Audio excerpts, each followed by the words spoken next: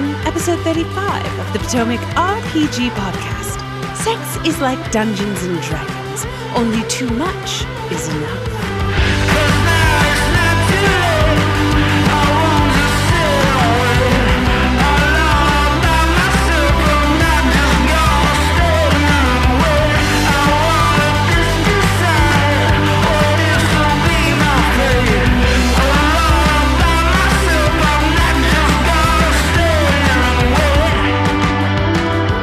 Welcome one and all to the Potomac RPG Podcast, your source for old news, tired conversation, and mediocre advice for all of your favorite tabletop role-playing games.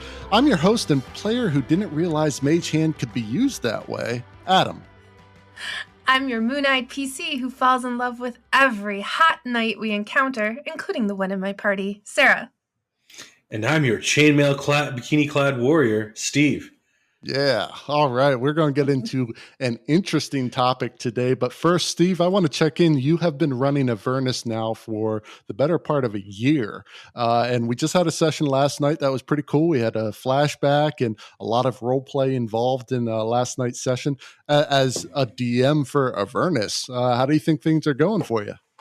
We've been running it for a year, but of course we've had breaks along the way. You and Sarah both have run some pretty engaging sort of one-shot adventures to give me a bit of a narrative and creative break. I'm having a lot of fun with it. It's one thing that's a real challenge, and maybe we'll talk about it in a show sometime, is how to really keep everything cohesive when we're not just running every single week after week, the same game, and keeping sort of the players knowing, what's going on, who's who, what's what, and keeping kind of the plot threads alive.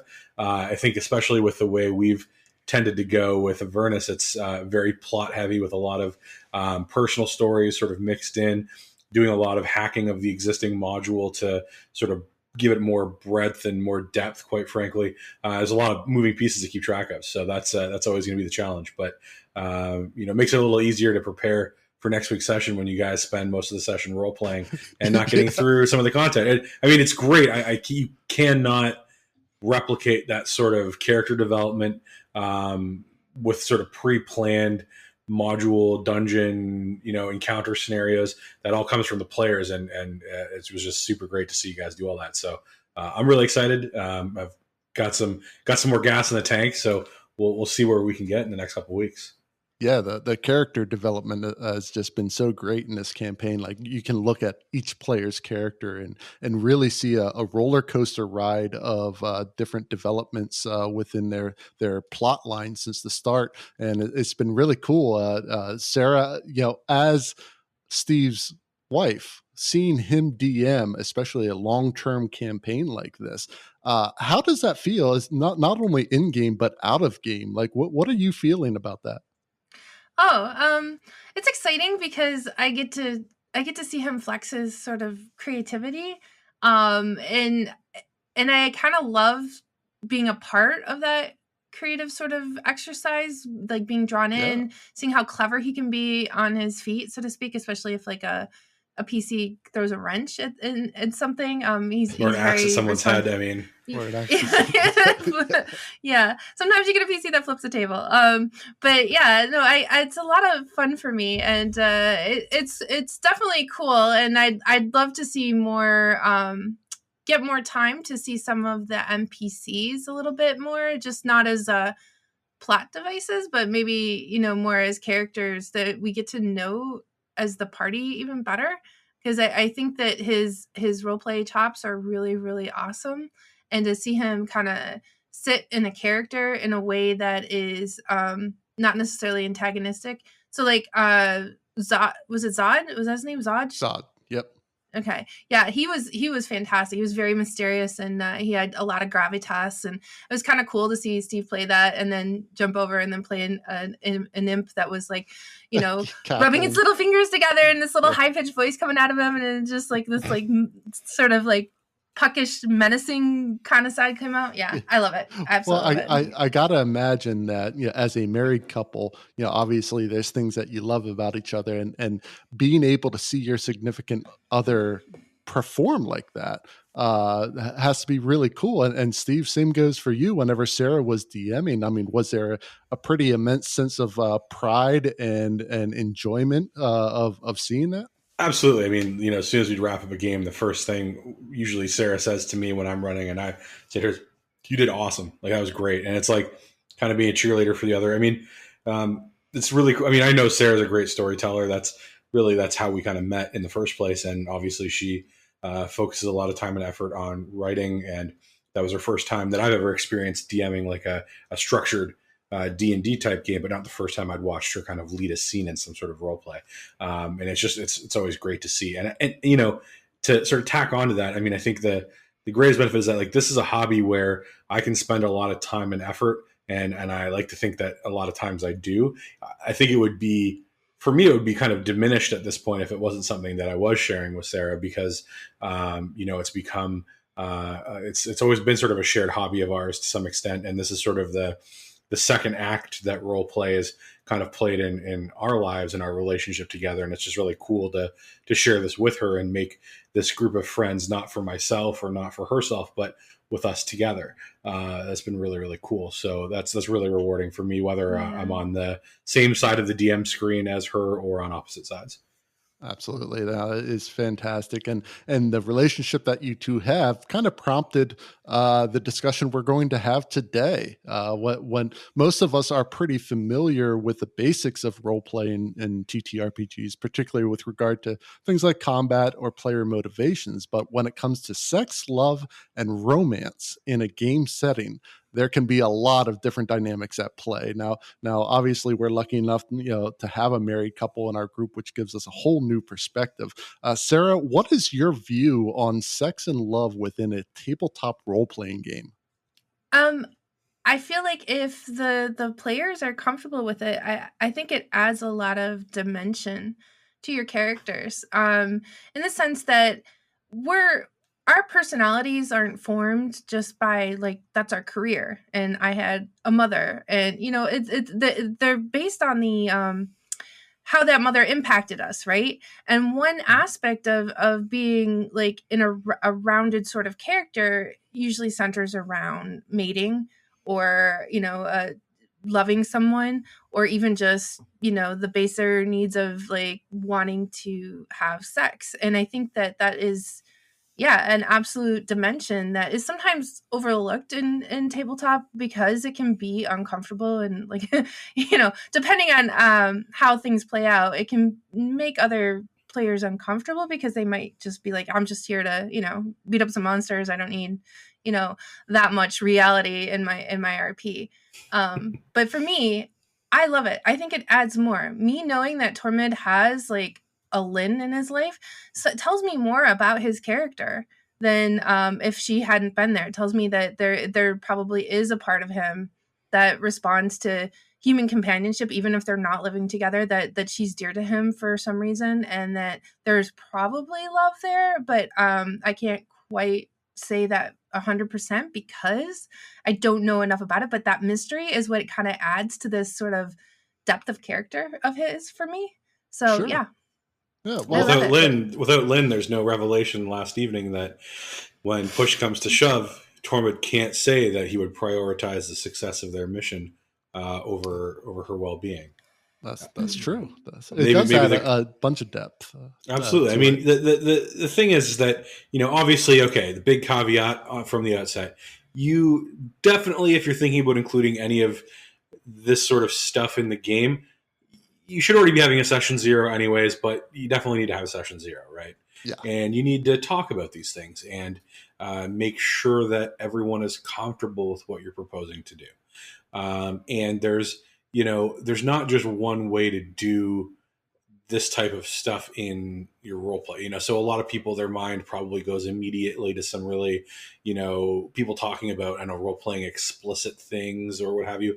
That's not what necessarily comes into play when you're talking about love and romance and even sex. Is sex can be off screen. You can fade to black and all that. But what romance and love and deeper emotion all bring into play is this other element of what really defines any character. I mean, think about any character that you have ever found in the media that you really gravitated to and thought this was a fantastic character? And tell me that they don't have some aspect of emotion and love and sort of feelings that come from either being in love and having lost, or being spurned, or wanting to protect someone that they love, or anything like that. I mean, that's such a central element to what makes us as human beings individuals.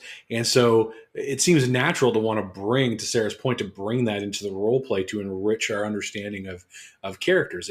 It's almost odd to imagine for a moment that that's not something that any of these characters ever experience. I mean, you even think of like, I'm trying to think of like a typical sort of bland, devoid of any sort of sex and romance and that. And you think of something like, I don't know, Star Trek, which has amazing and incredible storytelling. But there's even around the edges, there's still elements of story that start talking about romance and feelings between different characters. And it wasn't always the focus, but it certainly added to that mix of stories that were really about science and exploration and diplomacy. And, were all metaphors for like understanding the human condition. That obviously became an element that was rolled in. So it's almost odd if you don't include it to some extent. But the problem is that, most DMs, if not all DMs, don't really have a great grasp on where to draw the line or how to handle it, because we're like everyone else as a DM, we're subject to the same emotions. So it makes it fraught, but I think makes it really rewarding.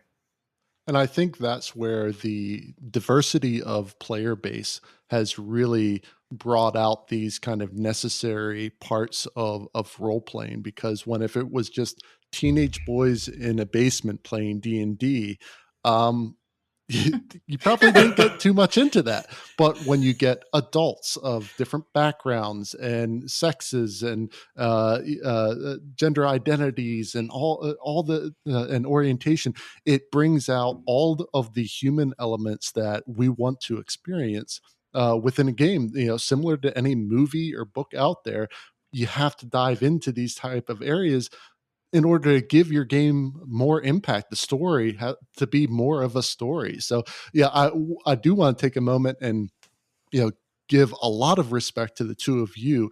You're basically two of the most mature players that I've been around in terms of compartmentalizing the relationship you have out of game compared to in game.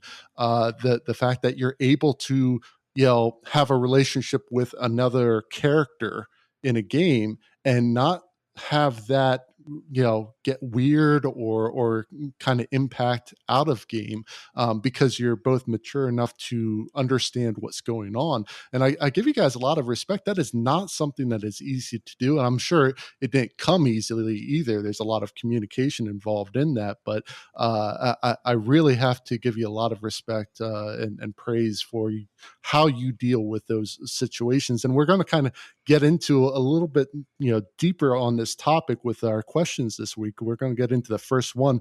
Our first post comes from Reddit user Heaven Builder, who asks, two of my players want their characters to be in a romantic-esque relationship. Any things I should look out for? As per the title, two of my players are very good friends and want their characters to be in a sort of relationship. They aren't attracted to each other's gender, so that rabbit hole shouldn't become an issue.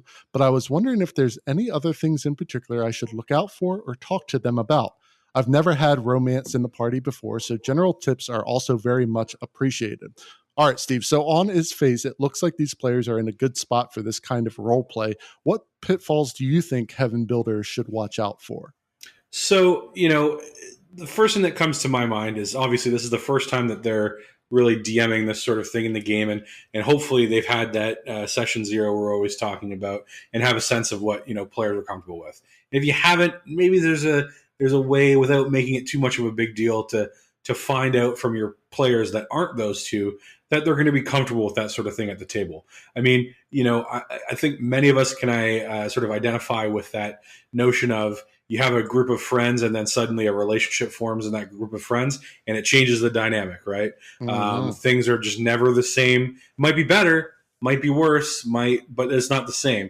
And that's the same thing that could happen here. So we're going to introduce that into a existing role play scenario, or maybe if it's a new campaign, into what the expectations of the players are. And I think that the thing to be important about is to make sure that everyone's comfortable and that also that aspect of storytelling, which has so much really easy stuff to pick up on. Like, you don't need to stretch your mind or wait for the DM really to do a lot to play off of like a romance kind of subplot between characters. So you want to make sure that that doesn't begin to almost dominate the rest of the story. Because it can be very, rewarding as a DM. I'm just talking about last night. It's rewarding for me to watch as you inhabit your characters and start to role play rather than talk about what you're doing or what you're trying to say, but rather saying it. It's very rewarding to experience that. And I can sit back and let you guys go for a bit. I'm happy to do that. But if you've got two players who are kind of generating that kind of story, but it's really about them and their romance, that can really wear on everybody else pretty quick if they're not as into it as all the rest. So I think, like, functionally, that's the most important thing to look out for. And, sure, if players are going to start, getting, graphic or something like that, that's another thing that you have to address. But just the idea of a relationship, I don't think is inherently problematic. I mean, things have gotten definitely very strained, but Tormund and Andreas in our Avernus game, I mean, they came in with sort of a pre-built relationship. And so a lot of narrative action for those two characters came down to the two of them, and they were an easy connection to one another. And actually helps as, I won't say a crutch for storytelling, but it provides a really useful element for your DM to deploy. So, it can really be, I think this relationship in Heaven Builders game could actually be a real benefit. It's just to make sure that that's not something that people are going to start rolling their eyes at the table and going, oh my God, are we doing this? Here we go again. Yeah. And I hadn't thought about the spotlight issue, and that's really important, Steve, that, relationships are great, but, as a DM, if you're noticing that significant periods of time are being spent on this relationship rather than the game as a whole, definite problem. But the positives are huge, because how it plays into player motivation or character motivation and the decisions that they make can all be informed by this relationship that's built. So it's really cool, the decisions that will be made down the line because these two are in a sort of relationship. Now, well, Sarah, and I think, go ahead. I was just going to say, I was thinking about Sarah's character, Rushka, and how she's sort of brought together the storyline where she's evolved from her initial sort of a hired sort of protector for Decor. So I was wondering, Sarah, like, do you, like, how do you see that adding to the larger story? Do you have to worry at all about overshadowing things or making it too prominent versus too subtle for people to grasp? I mean, how do you handle that? Well, that's a good question. I'm not really worried about it overshadowing, because it's unrequited, if that makes sense. Wait, you mean that Decorius will not put his life on the line for you?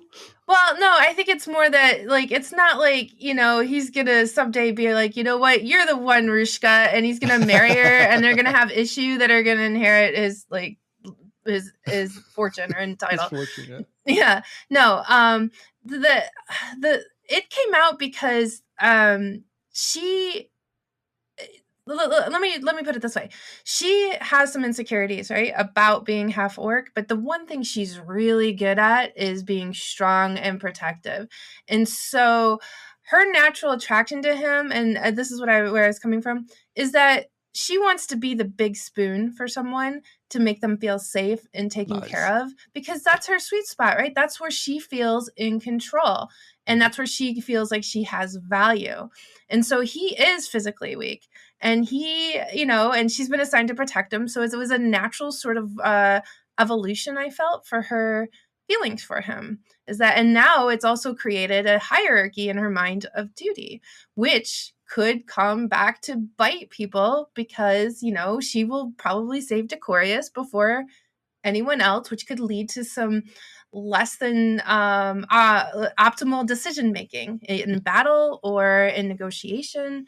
But it's because she's being driven by this desire. That's so much fodder for a DM to use. That's why relationships are so important for the game. I mean, if you're telling a story, it's so important. You've given me so much to work with in just those small snippets of emotion, and then just give me an entire ball to run with. It's like the gift that keeps on giving. Absolutely. Yeah. Yeah. And I think the last thing that I would mention to Heaven Builder is check in often. Communication is always going to be key here. So to make sure that both sides are still kind of good with how things are going, just check in individually with them once in a while. Say, hey, things still on track? Anything, going out of bounds? Anything I need to know about? That way you can make sure that, if they're not piping up during the game, that there isn't some kind of undercurrent that you're missing. So, just check in once in a while, make sure that things are still going the way that they intended. That way, if it's not, you can kind of squash that quickly. But it sounds like you have a really story-rich opportunity here, Heaven Builder, and we'd love to hear how your campaign's going. So, Adam, I have some news here. And the sound of an intelligent, highly educated Ralphie the News Goblin can mean only one thing. It's time for Potomac RPG News Scholar Edition. Ralphie, why don't you return my texts?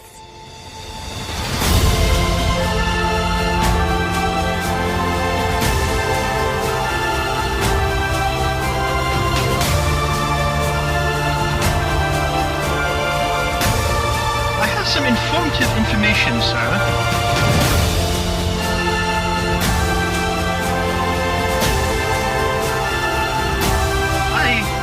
To travel.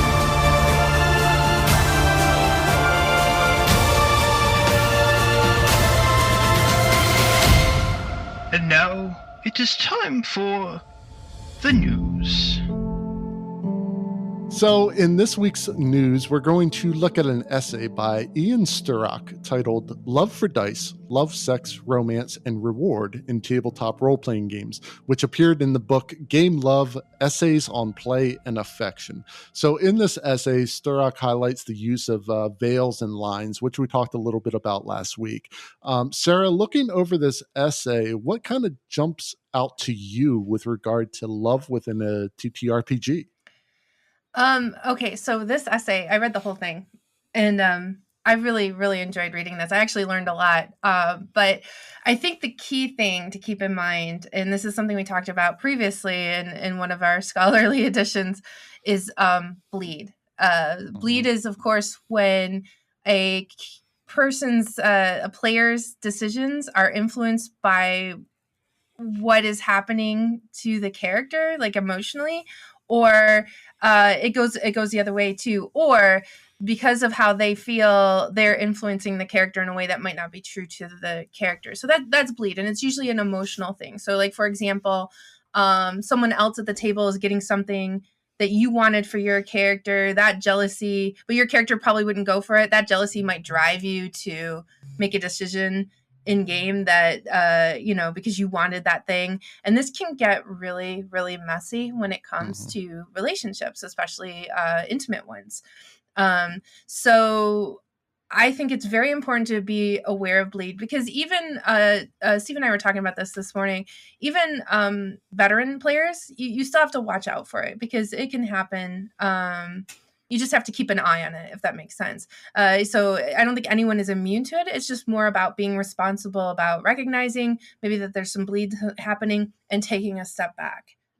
Yeah, and storytelling's all emotion, right? Like, so I don't even know how you couldn't have bleed, no matter what you're playing, whether it's romance and sex and all this, or anything else. I mean, storytelling is fundamentally an emotional exercise. We remember stories for the ways they make us feel, whether it's a cool, epic, inspiring moment or something else. So, I think bleed, no matter how veteran you are, always is going to happen to some extent. Hopefully, experience gives you the ability to recognize it and not let it go in the wrong direction.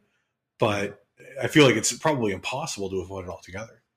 Yeah, to a certain extent. I mean, especially the bleed coming from character to player, I think is I can't say it's less harmful, because if you're emotionally affected in an extreme way by what happened to your character, that's certainly a problem. But I look at the player to character bleed as being a lot more dangerous whenever you're bringing real life stuff into the game, can be a recipe for disaster, especially with regard to things like, sex and romance. Yeah, we've heard the horror stories about like, oh, player A likes player B, so they make their character, try something on player B's character, and it's just a nightmare. I hate it. Now, for the listeners, just anyone who hasn't heard of lines and veils before, basically is lines are things not to be crossed, not to be discussed. So if you're getting into things like abuse and rape and these topics that are just people just they don't want any part of it in a game, it's a line not to be crossed. Whereas veils are kind of that fade to black moment that Steve mentioned earlier, where you can kind of start to describe it and everyone knows what's going to happen, but you don't have to get into detail as what is actually happening. You fade to black, everyone knows what happened, and there's no need to describe it in detail. And it's so important when you're dealing with these heavy topics to really get those down pat in a session 0 before you start playing. Now, I read through the whole essay as well. What was amazing to me, what I learned, I didn't realize first edition of D&D didn't even have females in it. Like, no. It was men. And then like elves and damn the patriarchy, like, I swear. My God, I can't believe that. I had no idea. And then who's going to be at home raising the children? We'll go off an adventure. Here we go. And then to read further, that Advanced Dungeons and Dragons basically had a random prostitute table, and that was the summation of the female input into the game setting, that basically they were just sex objects within the game. I mean, it's no wonder. But Adam, though, it differentiated the moral arc of the between a universe brazen strumpet yes. and a high class courtesan. But then there could be like the saucy slattern and then the brazen strumpet. Like you need to know these things, right? I know, very important, very important. It was just, it boggled my mind. Well, if I'm going to spend good coin, like, am I going to spend electrum or copper or silver? I mean, I need to know what kind of strumpet we're talking about here. My God, but there were no men on the table, and that's pimp. Well, of course, because it was all like basement dwelling 16-year-olds and old smelly guys playing D&D. Like I thought, you mentioned at the beginning of the show about teenagers getting all excited, and it's like, my God, thank goodness we have more diversity of players now, because I'm pretty sure if these topics came up back when I was playing D&D in like pre and high school, that's exactly what it would have been. That table was made for that group of 13-year-olds who are like, prostitutes. My goodness. And that doesn't really stand up to the test of time, though, let me tell you. No, that and Thaco. I love Thaco. Equally bad, right? I mean, it makes a lot of sense. If armor class is 0, to hit armor class 0. I don't know what's so complicated, but anyways. Yeah.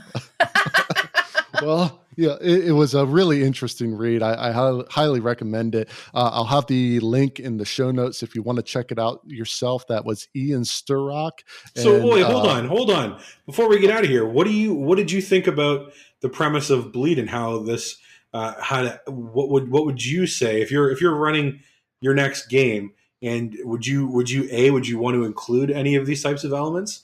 And B, if you would, how would you plan to manage them? I need to know. Like in terms of implementing romance or love, or actually encouraging bleed?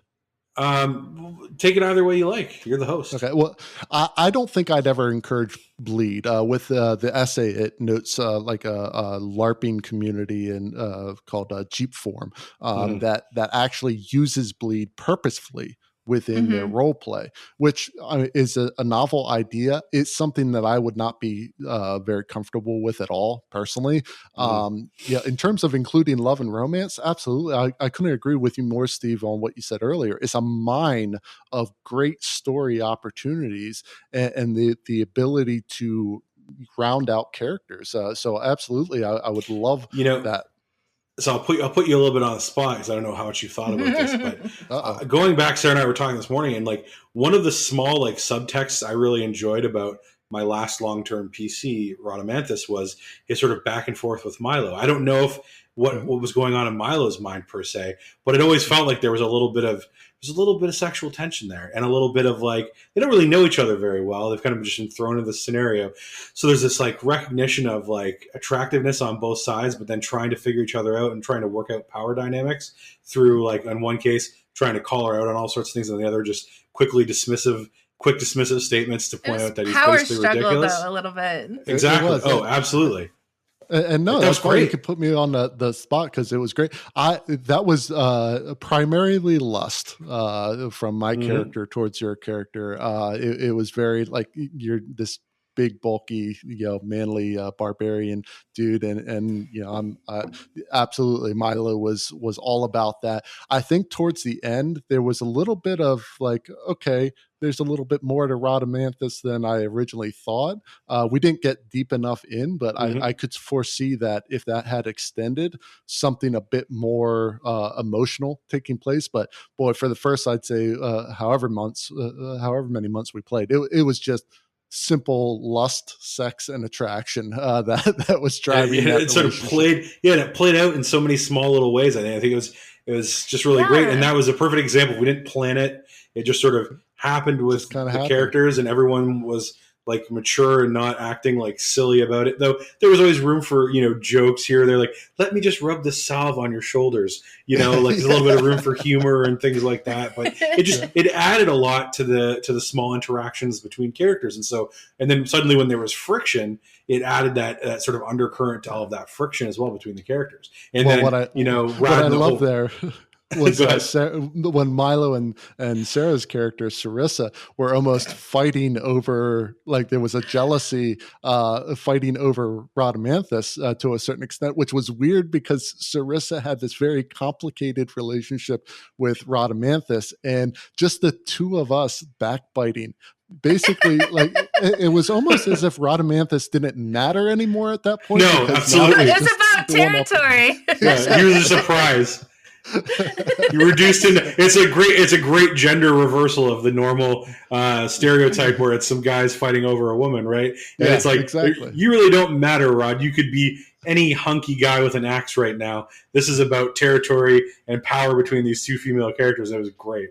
I mean, just fantastic stuff. I have a question. I wanted to ask you guys, since we're on the essay, talking about bleed and stuff, but we're also we're playing in a world where we have all kinds of different races. And for example, in our human world, our real world, sex drives so much. It's marketing. It's like people eating a hamburger and a bikini on a car, and it's an advertisement for the hamburger. Like, obviously. This is our world, right? And so obviously, sex is a driving decision maker for humans. How do you guys see that playing out?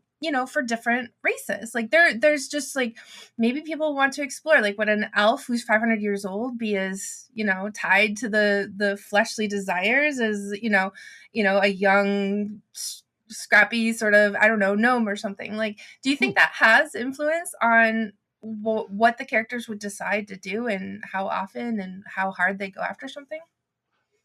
I think it actually does. Like, I think an elf, for example, seeing how long-lived they are, I can see any kind of romantic relationship or even sexual relationship being a much more proper, much more elegant thing than, say, a human. I expect a high level of passion and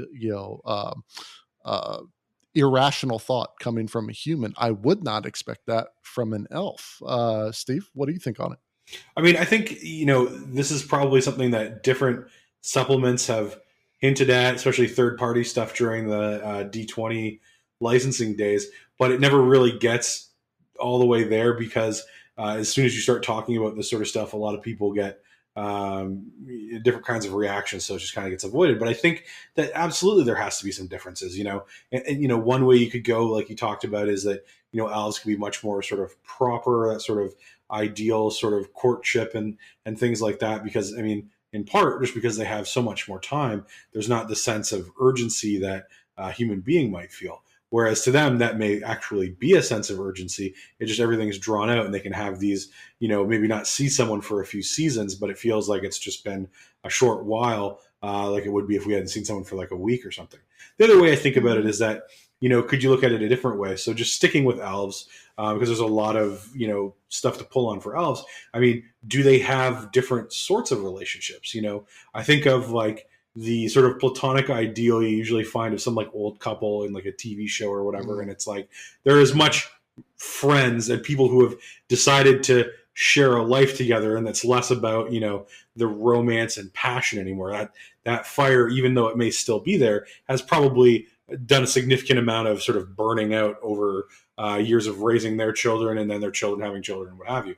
So perhaps elves have more of an outlook like that. They're looking for someone who can share their life, that they have shared aims, goals and passions beyond the sort of physical novelty of them. And perhaps even the reason why there's so many half elves in the world is because elves view romantic trysts, entanglements, like a human being might call it an affair. Yeah, it's like they just go through these affairs, and these are just like the brief bouts of emotional volatility. It's almost like it's a season of one of many seasons that you go through, and it's not really considered infidelity and cheating in that, because the core relationship is about much more than just making progeny, and maybe for to have an heir and all that the children born out of this union are exclusively the ones that have any sort of right and are viewed in society as properly your children,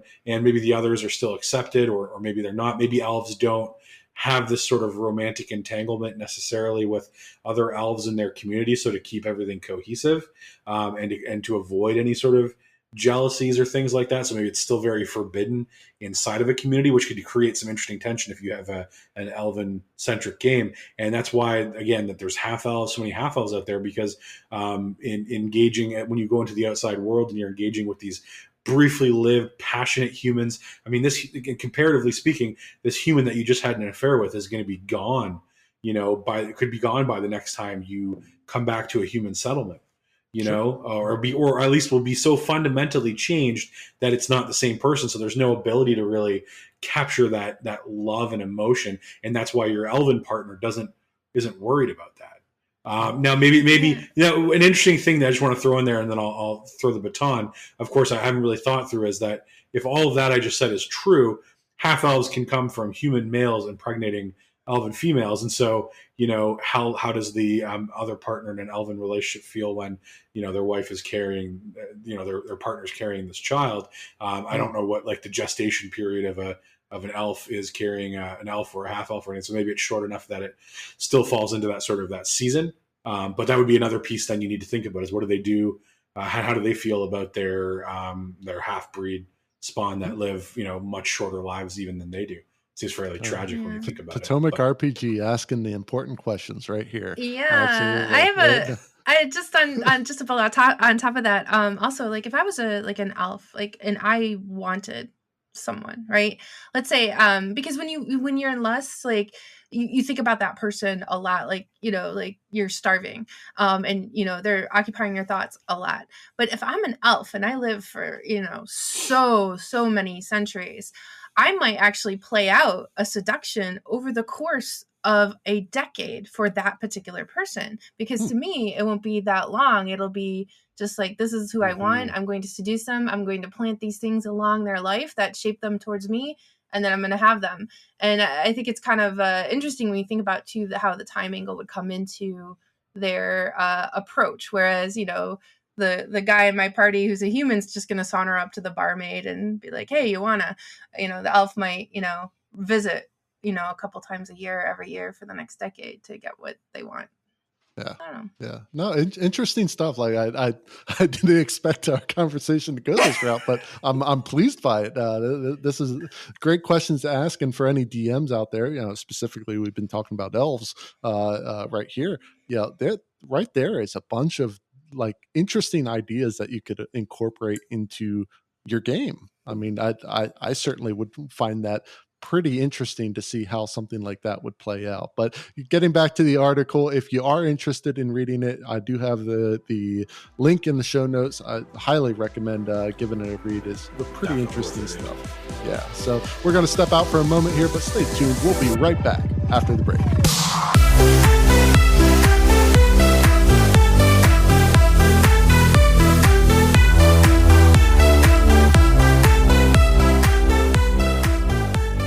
You know, when we were first getting this podcast together, we knew we needed some good music. And we looked into a lot of options that are out there, but we settled on Soundstripe. At soundstripe.com, they have such a wide variety of high-quality music to choose from. Every song that you hear on this podcast is from Soundstripe, and we couldn't be happier with what they have to offer. And it's not just music. They have a ton of sound effects and video stock footage as well. So if you're making a podcast or videos on YouTube or have some creative project you're working on, check out Soundstripe. They're worth a look. And right now you can use the promo code Potomac RPG, all one word, and get 10% off. That's Potomac RPG, all one word, to get 10% off your purchase. Elevate your work with the finest stock media all in one place at soundstripe.com. And with that, let's get back to the show.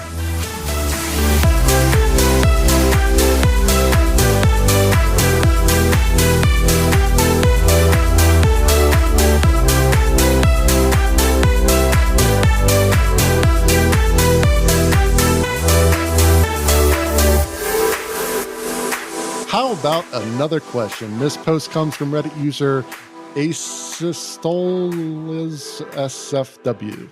Close enough. So, how far to go sexually with D&D? This seems to always come up in every game. Player goes to tavern. Player meets sexy lady. Player rolls persuasion. Nat 20. Player takes sexy lady up to room. Player then looks at DM with the perverted horny eyes of a 13-year-old boy while expecting me to create some sexual novella for him to constitution and dexterity saving throws for holding his nut in before Kama Sutra or during his Kama Sutra positions. I don't mind doing a simple sex scene with adult players, and I want to make the game fun and memorable, but I never know how far to take it or when to stop. Don't get me wrong, I enjoy Pornhub like every other red-blooded man, but I don't want to turn D&D into porn and spend my whole night rolling sleight of hand checks for slipping a finger in his or her, in her or his own ass. How do you guys handle a sex scene in D&D that's quick, effective, perhaps funny, but also won't get my players rolling their dice under the table? All right, Steve. So this doesn't seem to come up too often in our games, but where is your comfort level with describing scenes of a sexual nature? I mean, look, I'm not here to muck to sort of. What's the term I'm looking for? Yuck, yeah, thank you. Yuck anybody's yum. Sorry, my head's already going in a couple different directions.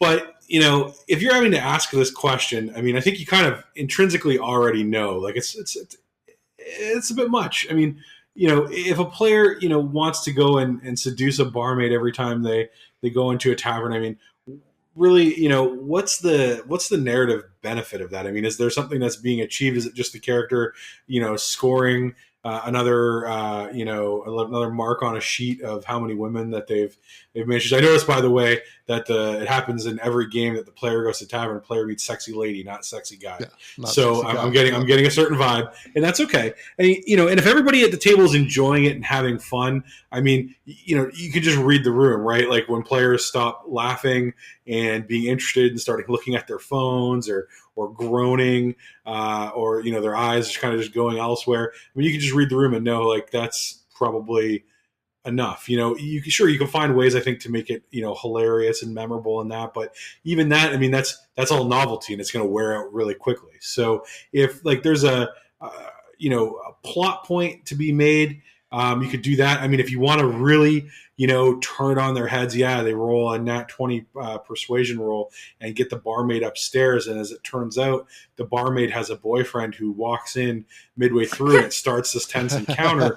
Or, yeah, you persuaded her to take you upstairs, but she's actually, known for rolling over her dalliances and robbing them of their goods. And so you wake up after your constitution and dexterity checks and you collapse and you got yourself a short rest in, but your gear is gone. And so is the barmaid that you had to, exactly. Well, you can go that route as well. But I mean, if you're going to have it in there and you want to, make it fun and memorable, then you got to do something else with it. Like, I'm just going to tell you right now, I have literally no interest in hearing about how Tormund pleases Lynn. That would not be something I'm there for. As much as I enjoyed the Milo and Rhodomanthus interactions, by the time, she jumps into his arms and wraps her legs around his waist and he carries her into the tent, that's as far as I need to go. I know where it's going from there.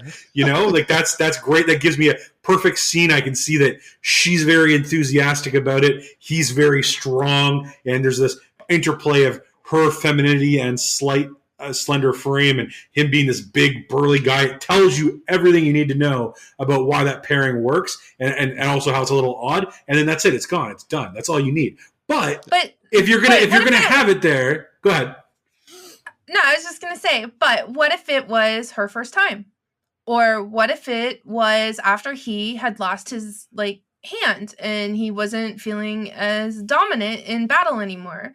There are also character development moments where you might want to go just a little bit deeper, if only to get the shall I say the heart of what happens, if that makes sense.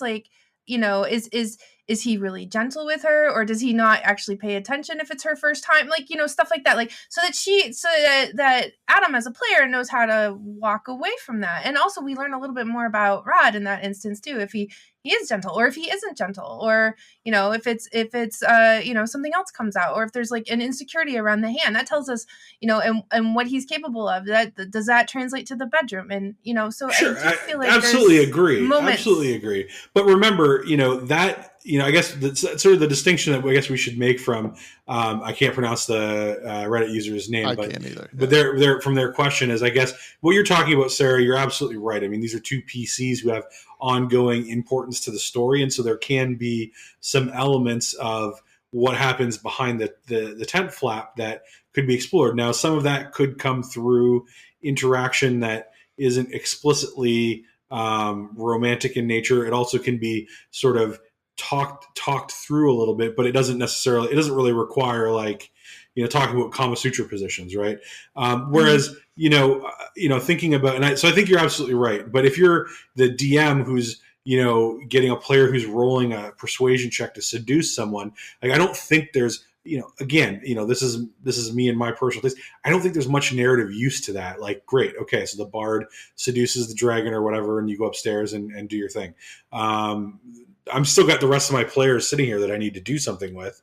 And yeah. I don't imagine the rest of them want to sit here and deal with that. So if you can find a way to make it like a progressive complication, or add in a twist to the story, or, they go upstairs and then she confesses that she knows where the bandit lord they've been talking about looking for is, and she's afraid for her life, and you can turn it into something interesting. I think that's how you can make that aspect of the role play more interesting and useful for the narrative overall.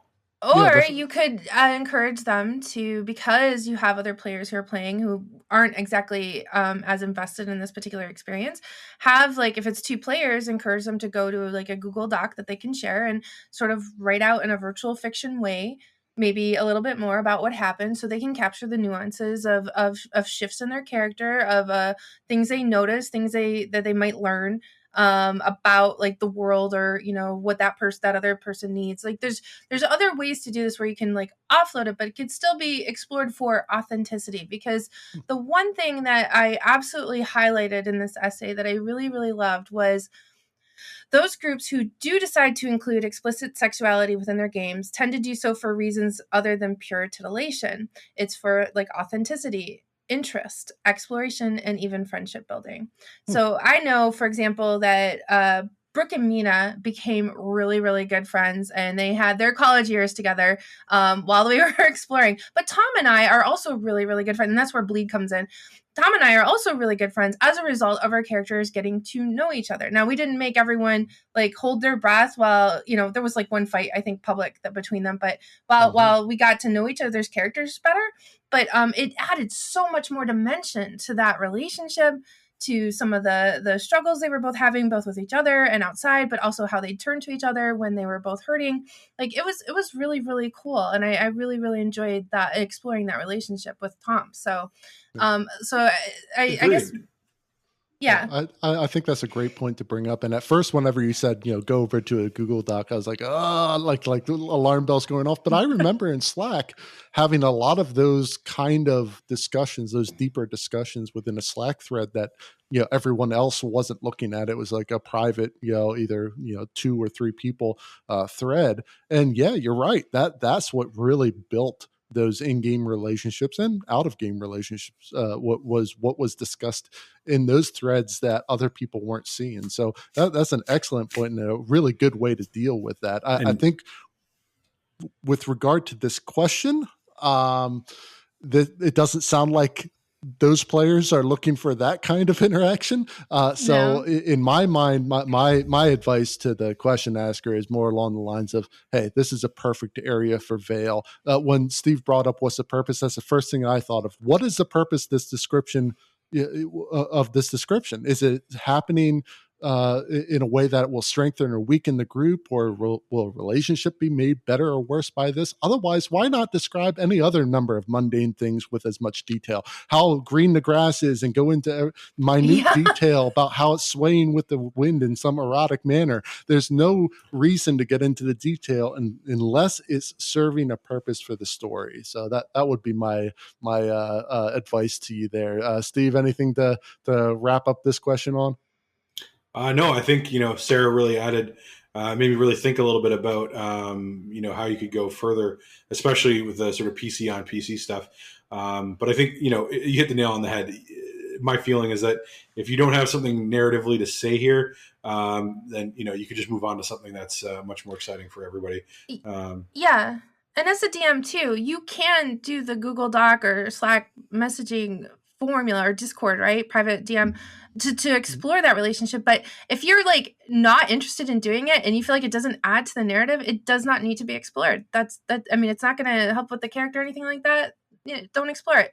But if it's going to help the character change, like if it's a relationship maybe with an NPC who is powerful and political, like that might be worth just a little bit, even if it doesn't go like you don't have to be graphic about anything, but you could explore like the conversation around what happens. For sure, and like, that has that in the morning hours. That has that narrative worth that Adam was talking about. I think that's really the differentiator. I mean, I think we're probably all on the same page that if there's no narrative worth there, if you're not finding something narrative out of it, then just describing these prurient things for the sake of titillating the table. I mean, just load up get a digital DM screen and just load up a Pornhub and get it over with. There you go. But if there's something narrative to talk about, exactly, I'll be in my bunk. If you've got something narratively to say, Sarah, you're absolutely right. Like I don't want to come across as saying that there's not narrative worth in all of those types of stories. There absolutely is, especially when it's a table of people that have agreed to include some elements of that in their stories. It's just make sure when you take the time to focus on it that you're doing it because there is something narrative that you're trying to achieve, some sort of story that you're trying to achieve, rather than just, it's jokes and really kind of makes it seem, silly or unimportant or rote. I mean, that doesn't really help anything in terms of the story. Agreed. Yeah. Well, hopefully that helps out the question asker there. Really feel bad that they're in the position that they're in, especially if they're describing it's like every single game too. It's every game they have to deal with this. Talk to your players. Yeah. Well, hey, we can get into some heavy topics on the show sometimes. And sometimes we just need to take a quick break from the seriousness and have some fun. So, listeners, it's time for a palate cleanser.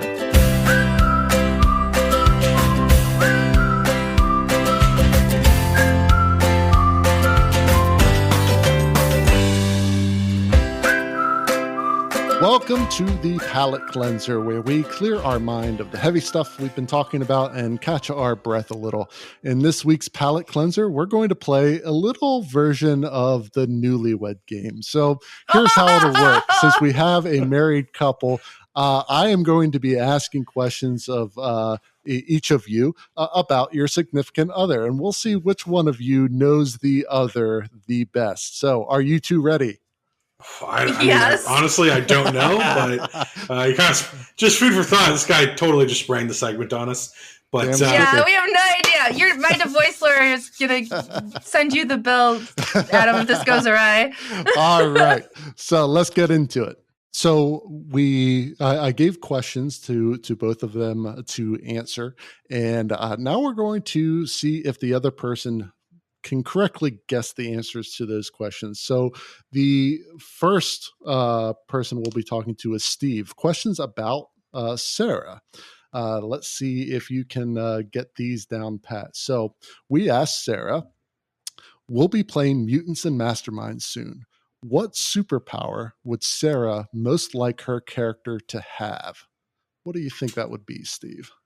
This is a good one. There's a couple different things I can think of, I'm gonna have to go down to it. I'm gonna say, how specific do I need to be? Just give it a shot. We'll see. I'm gonna say something about psychic / emotional manipulation. Ooh, she said shape-shifting would be her superpower. So it's emotional shape-shifting. It's fine. No, it's no fun if I can force it. I need to seduce through other means. My goodness. How long have we been married? Apparently not long enough. Yeah. Question number 2. At what age did Sarah play D&D for the first time? And I'll give you a 3-year window here. I'm gonna say between 19 to 21. You are right on the money. 19 was when she first played D&D for the first time. Nicely done. Last question. Which one of you is the better role player? What do you think she said? She's going to say me because that's just the way it is. And I'm going to say her if you'd ask me the same. So I'm going to say she said me. She did not. She said that she was the better. All right, guys, that's been great for the Potomac RPG Podcast. I'm Steve. Never stop playing. I'm out. Come back. All right. Well, you got one right, Steve. Let's see how well Sarah does with questions about you. Are you ready, Sarah? Let's see. All right. So, Sarah, what is Steve's favorite character class? Oh, so many good choices. I feel like it's definitely the wizard class, some sort of arcane, super powerful, mysterious, maybe touched kind of character. So I'm going to go with wizard. Well, you know your husband well. That is absolutely correct. Well done. Second question for you. If Steve had access to any official D&D spell in real life, other than the wish spell, which would he choose? Oh my goodness. Oh my gosh, that's a huge menu. Yes, it is. Just role play your way through it, Sarah. You'll get there. No, hang on. I'm gonna come up with something. I think he would choose calm emotions. Ooh, very close, actually. It was Zone of Truth. Not bad, though. I like that answer. I think that was pretty close to it. All right, last question for you. Wait a minute. I got to ask something. You think we need more truth in our household? Is that what you're saying? I didn't say in our household. Yeah, that's true. I mean, he just wants to know when people are lying to him. Exactly. How great would it be to just, I don't know, go to a MAGA rally and throw down a Zone of Truth? Oh, there you go. I mean, it's fun. Question number 3. We all know how big of a Lord of the Rings fan Steve is. So, Sarah, what would Steve answer to this? Aragorn, Legolas, or Gimli? For what? Who he wants to be, or who he might Just as it's asked. Aragorn. Aragorn is correct. You got 2 out of the 3 correct, and you obviously know your husband very well. I do. So awesome. You job. role play a very convincing wife, Sarah. Expertly so. Man, I was so happy with how that turned out. That was great. Good job, guys. Well, So when's Rachel on the podcast again? Yeah. Oh, I'd love to. Well, thank you, guys. That was a lot of fun. Let's get into our last post for the week. This comes from Reddit user Roynica, who asks, DM RPing romance between NPC and PCs while in real life partner is a player in the game. Help. I'm about to start DMing a new game for my boyfriend and a few of his friends. I enjoy having relationships, romance, and sex feature in my games. And while with my partner's PC, I'm sure it won't be a problem. I'm worried that with the other players, it might be inappropriate since my boyfriend is at the table. I've spoken with him about it and he says that it's fine, but I can't help but feel that when the moment comes, me role-playing a romantic scene between myself and one of his friends while he just watches, it will become awkward for everyone involved. My boyfriend is an actor, so would this be any different from when I watch him play characters romancing other actors on stage? I know from my experience as a player that romances are a very fulfilling aspect of the game, so I want to be an adult about this. But if it's making me feel this apprehensive, should I just not include romance or sex in the game to be safe? If anyone has any experience dealing with this or a similar situation, your advice would be much appreciated. Cheers. Okay, tough one here, Sarah. What advice do you have for Roynica? So I definitely feel where you're coming from, Roynica, because I actually had similar concerns because I knew, like, for example, my first character, Mina, was having relationships. She was on the harlot table? Not the harlot. She was on Rumspringer. Right? She was like raised in a temple and, very repressed. And then she got out into the wild world and was like, and she's an adventurer. So, very adventurous. Yeah, she was, and she was just discovering and exploring. But it did come up for me because Steve and I communicate about what we're comfortable with the other doing when it comes to role play.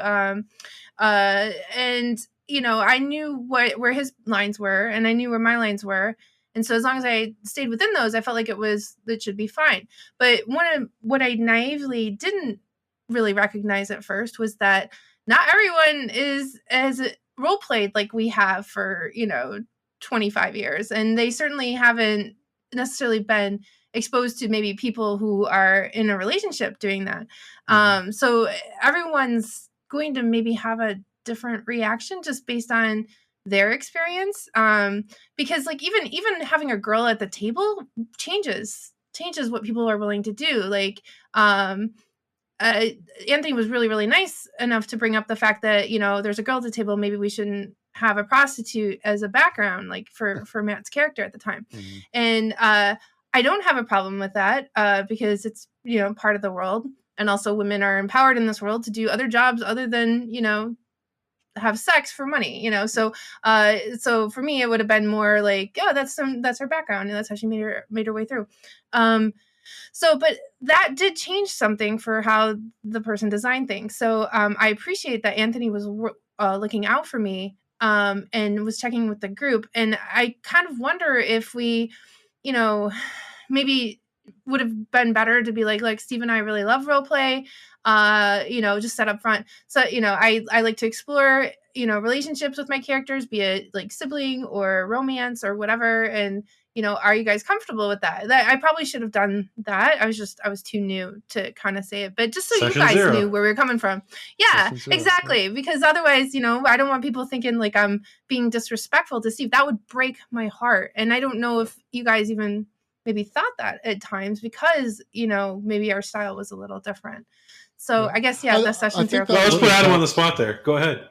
Yeah, what do you think, Adam? I do think that would have helped in that there were some times where it wasn't that I thought that you were doing Steve dirty or anything. It was more along the lines of like, is this in control? That's what that was what kind of was forefront in my mind that, hey, Sarah's married to Steve and it was never really a concern about you, Sarah, like overstepping, but like you said, different levels of role play experience. Is someone going to take it farther than they should because they're not experienced role playing this way. So it was never so much like if Steve saw this, he'd lose his mind. It was more along the lines of, does everyone realize that we're characters in a game, and that there are kind of these boundaries that you need to respect, and how far can you push up to that boundary before it crosses the line. Those were the kind of thoughts that were going through my head as a player, and I was brand new, so like this was a new experience for me too. So I do agree that a session 0 would be great in that respect, so that you can expect and understand why certain things are happening. Now, Steve, what were you thinking, especially that first season with this kind of stuff? Like, obviously you two communicated. What's your comfort level with that? I mean, the character is a character, and the person's a person, right? The larger concern, in retrospect, and I think you kind of hit the nail on the head, is that, having good communication with everyone, not knowing what everyone else's experience and background in role playing and storytelling in this sort of way, or even necessarily, at first knowing if you're all healthy, stable, emotionally well-adjusted human beings, right? Because that sort of stuff touches on areas that can be very personal, can be very painful or happy or what have you. So it just really reiterates in retrospect the need for a little bit of setting of ground rules, so that everyone's sort of comfortable with the vernacular that we're going to use as a group, and can also, I guess, put those sort of lines and veils, as you guys were referencing, out there for themselves and for the group as a whole. But I mean, it was never really an issue. I mean, to your point, I'm not really worried that the fake D&D character that casts Cure Light Wounds is a a vehicle for doing me dirty, as you put it. My wife is a very good role player, though, better than me. So maybe that's just all part of the scam she's playing. I just don't know anymore. But I think it's just about making sure everyone else is comfortable, right? Like, and I think there's also an element that when you think about the group that we had both at the time and even that we have now, I mean, we only have one female player. So if you don't have mature adults, everyone's sort of on the same page, that can make it a little different. I mean, there's just sometimes guys get, especially, if you're, a heterosexual guy, a female PC played by a female character, having issues that there, we talk about bleed, that bleed can come in there again, not necessarily because you're even looking for it or expecting it, but it just reassures you, makes you feel good about yourself. You get positive feelings from dealing with that character and thereby dealing with that player. You're both now telling a story together that, reinforces other parts of your story and builds your character up. And that's exciting and exploring your creativity and all that. So, everyone has to kind of, know what their boundaries are, and everyone has to be, really, really respectful of those boundaries. And as long as you have a group of people that can do that, I think you're fine. When, you go back to Ronisha's question, starting off a game, it sounds like she DMs, I'm assuming Ronisha is a girl. I don't know, so I shouldn't assume, but why should I assume it's a guy, right? So when she's DM'd a bunch of games in the past and incorporated all of these elements. And it seems like the only difference maker here is that her boyfriend is going to be at the table. So that seems to me like there needs to be more of a discussion between the two of them. And then, if you have good, healthy communication, maybe you try it out gently, don't overdo it, sort of test the waters and see what the reaction is. I mean, I think I would, depending on the circumstances, if I got a bunch of my buddies together to come play D&D with me and my girlfriend, and my girlfriend's going to DM for me and my 3 or 4 buddies, and suddenly she's flirting with all of them in character, I could see certain people that could be somewhat difficult. Or it could be very uncomfortable. Even if you go in and no one thinks they're going to go, oh, I'm the very jealous type, so I would have a hard time watching you role play a fake character having fake emotions with fake other characters. Most people aren't well adjusted enough to say that and know that about themselves, right? So I do think it's rational for Renisha to stop and say, look, my boyfriend says he's comfortable, but I'm just not sure. And the theater, it sounds like theater from the stage, a theater background probably helps to give sort of that mindset and understanding. But I mean, just like anything, make sure, first of all, the rest of the players are comfortable. I mean, have a session 0. They may not be comfortable with their buddy's girlfriend trying to play romance or what have you with them. Who knows? They may feel like, let's not go down that road because I don't want to make things weird with my friend. So there's a whole other element there. So I think this is just a really great example. I hate to keep harping on it, but this is a really great example of why a session 0 where you address these sorts of things is absolutely critical. Like if you are all thinking about putting mature themes into your game, like I get you run an Adventure League game at your local shop, people are dropping in and dropping out, you're not going to have a big complicated session 0, but you're also not going to handle, I hope, please God don't, rape and sex and all this kind of stuff at the gaming table. But when you've got a game with a group of people that you're playing, consistently and you want to engage in any of these mature themes, you just have to have a mature conversation about it. If you can't have that conversation about it, I don't think you can really say that it's playing it with those people. Exactly. If you can't talk about it, you shouldn't role play it. Well, and when it comes to lines and veils here, that also applies to the DM. The Roinica, you said yourself, I feel uncomfortable. It feels awkward. I'm not sure how, I'm apprehensive. Well, guess what? There's your line and veil. It applies to you as well. If it's not something that you're comfortable with, then you shouldn't go there regardless of what everybody else says, because your lines and veils are just as important as the players. So keep that in mind. Even if your boyfriend is like, yeah, it's fine, no problem whatsoever, go with what you're comfortable with in that situation. So that would be my advice there. Roinica, we would love to hear how your campaign is going, especially with your partner being in the game with you. Let us know how that's going. I think that's going to do it for us this week, though. What a great episode, guys. Thank you so much. That was awesome. It was a lot of fun. Remember, if you want to send in your questions or anything you find on the internet, you can send them to questions@PotomacRPG.com. Check out our store for merch at teespring.com/stores/PotomacRPG. If you'd like to support the Potomac RPG podcast, you can find us on coffee.com/PotomacRPG. And lastly, you can follow us at Potomac RPG on Twitter, Instagram, and YouTube. Thanks for being on today, Sarah and Steve. What a great conversation. Thank you to the rest of the Potomac RPG crew, and of course, all of our wonderful listeners out there. So, for the Potomac RPG podcast, I'm Adam. I'm Sarah. And I'm Steve. Till next time, keep those dice rolling, keep those stories coming, and never stop seducing the barmaid.